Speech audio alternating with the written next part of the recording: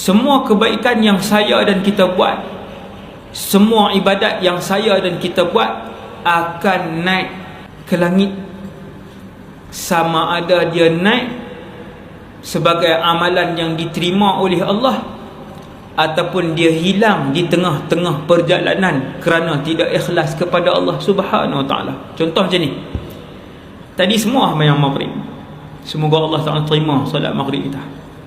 Tadi kita semua mayang maghrib. Mayang maghrib tadi pi ke mana?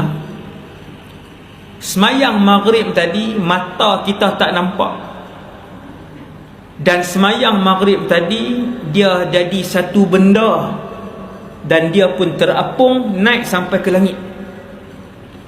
Ada ibadat dia naik setinggi pokoknya kemudian dia hilang, takat tu je bateri ikhlas dia. Ada ibadat naik sampai langit pertama, lepas tu hilang. Ada ibadat dia naik laju dan tajam seperti kilat, tembus sampai langit 1, sampai langit 7, kemudian naik dan diterima oleh Allah Subhanahu Wa Taala.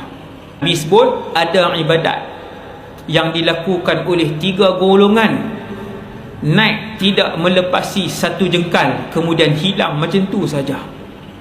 Sebab tu ada doa yang Nabi ajak, ya Allah terimalah daripada kami ibadat kami, solat kami, puasa kami, baca Quran kami.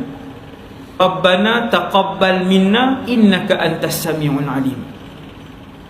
Ya Allah terimalah apa yang kami buat ni. Minta Allah Ta'ala terima.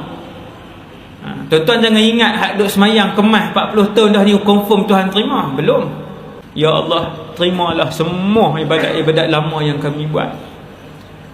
Nak bagi doa tu lagi terangkat, tuan-tuan lapik sikit, ya Allah terimalah ibadat aku dan semua ibadat umat Muhammad sallallahu alaihi wasallam. Yang tu dia lapik lagi kuat. Tu rahsia yang diajar oleh para ulama untuk angkat doa kita.